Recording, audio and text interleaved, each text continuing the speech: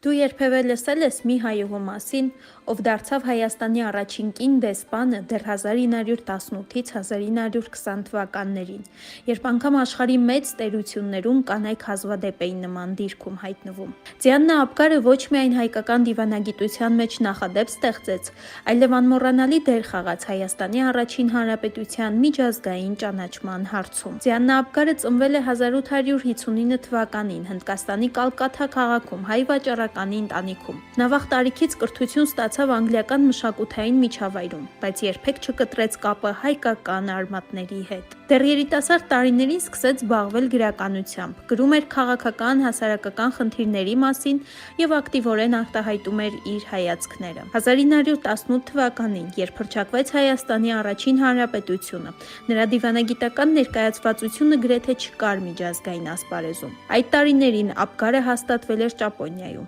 որտեղ արդեն հեղինակություն ուներ բիզնեսի եւ հասարակական գործունեության մեջ։ 1919 թվականին Հայաստանի կառավարությունը նրան նշանակեց Հայաստանի դիվանագիտական ներկայացուցիչ Ճապոնիայում, ինչը նրան դարձրեց աշխարհի առաջին կին դեսպանը։ Ձիաննա Աբգարը գրեց եւ հրապարակեց բազմաթիվ հոդվածներ, նամակներ ու գրքեր, որոնց միջոցով փորձեց տեղեկացնել աշխարհի տարբեր ղեկավարներին եւ հանրությանը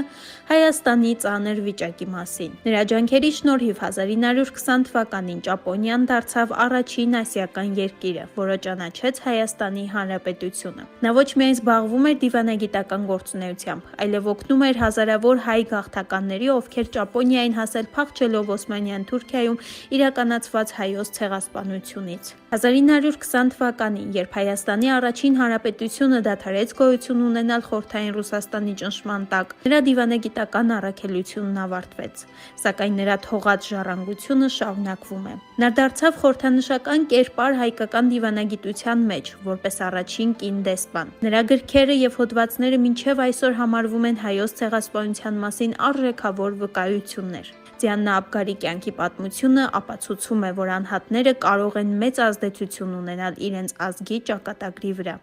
անգամ եթե գտնվում են հազարավոր կիլոմետրեր հեռու։